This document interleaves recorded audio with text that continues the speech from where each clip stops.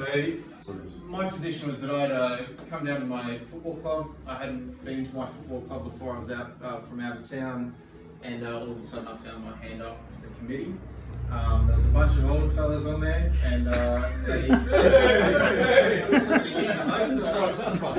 good old fellas. They were great. They were great. But how to win friends? they soon sort of left, and I somehow became president. And during that phase, there was no real handover for me. There was no real governance with it all, and all the information and all the contacts and all the leads that they built up over time went with them. And so my club was in a similar position. I had $750 in the bank when I became president. We had shitty club rooms. We didn't have a great relationship with our juniors, which did have 1,000 kids playing.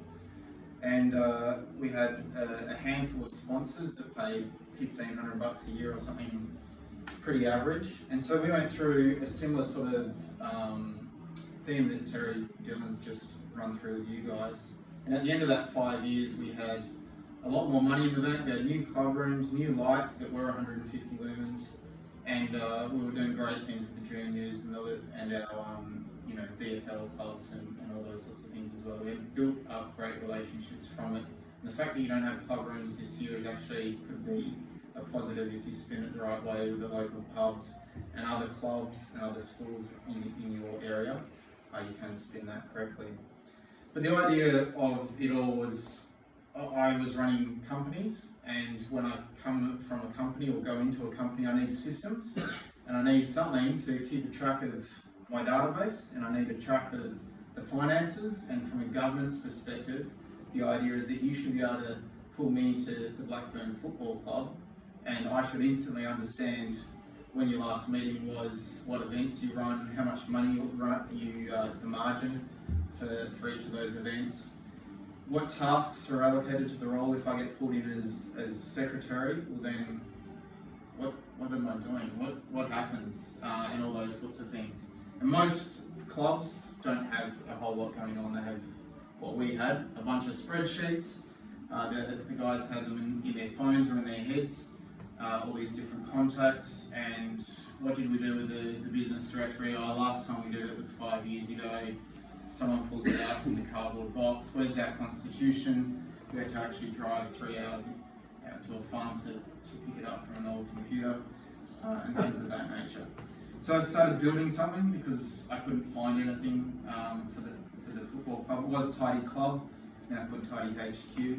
And it's used by thousands of administrators in 30 countries now, by not just footy clubs, but stand-up paddle clubs and university groups, unions, law societies, chamber of commerce groups, basically anything with a membership has a committee that has the sorts of headaches that you guys have as well. So that's the big goal of Tidy, and we're doing some more things over the next few weeks. We'll be launching an integration with STG, which is your footy web, to sync up data from there. So the idea, I've got probably 2 minutes to go through this, but obviously a committee does a huge amount, so the platform does a fair bit as well. But I'll skip through to contacts. So contacts, you can keep track of everyone, your sponsors, your supporters, your past players, everyone that engages with your club. You should be capturing and keeping so that the generation that comes after you knows who played 150 games or who sponsored you last year or this, that and the other.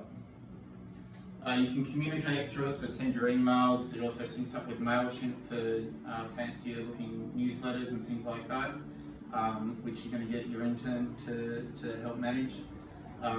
So that way, all correspondence going in and out of the club is recorded from a governance perspective as well. So if I'm secretary, I can see what was sent last year and the format that it was sent in and all those sorts of things. So for events, I don't have the internet. That's excellent. So for events, you can run all these social events through. You sell tickets, sell member-specific ticket pricing as well. So for your 100 Up Club or what have you, they can get discounted tickets. You can also duplicate last year's event. So if you had a really great corporate lunch, and I'm tasked with doing that, I'm like, well, what happened, who ran it, how did I start this thing, you can just hit duplicate and you've got a bit of a head start with running your social events. Finances, so it's not quite Xero or Mild. I'm not sure what you're using at the moment. Use Xero. Yep. So we are building an integration into Xero. But the idea here is that me as president, I'm criminally liable for not knowing my numbers at any given time. And most volunteers don't know that or appreciate that. And for me, my treasurer, I hope he doesn't watch, wasn't as good as yourself. And I get to know the actual numbers probably at the AGM if I was really lucky. And that quite frankly isn't good enough to not know who owes you, who owes the club, and all those sorts of things. So the finances has automated reporting and all those sorts of things for you. Meetings, the meeting minutes, if you've ever been a minute taker, it's one of the joys of being in a football club or any organisation is being a minute taker and trying to keep up with who's saying what. So this way you can just put it up on the big screen and as soon as the meeting's done you hit save and the minutes are sent out and it's formatted to ASX standard. All the tasks or action items are automatically generated and reminders are sent out to everyone when they're due. Memberships are probably the big one, given that that's your focus point as well. So selling past memberships. So past player memberships are a really good one for us. I still get charged $250 7 years after I left my club every year. I don't know how many past players you've got over the last decade, but let's say there's 1,000 members at $250. I'm sure you've already just done the maths. It's one of the more difficult areas we've had actually. Yep. Is getting past players to take out memberships. That's consistent everywhere I go. Yep. Yeah, it's still the most expensive hat and training singlet that I'll pay for every year. Is the fast player membership, but it's also recurring. So every year they just charge my credit card, and every time I go to a past player event, they sign me up again for something else. I'll get your credit card. An easy touch. Yeah, one of the options that you can choose to use if you want is us as a website. So it's all automatically done. It integrates in with your events and invoicing and meetings and memberships as well. So your website's already done for you as part of the package. So it's just a whole lot less overhead. A lot of football clubs sort of overestimate what their website can do for them.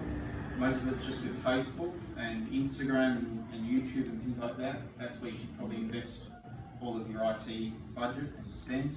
Your website's a pretty generic sort of beast. It can get updated once a year with sort of new history and the new committee and bits and pieces like that. But generally speaking, websites are fairly static these days, and that's all they need to be.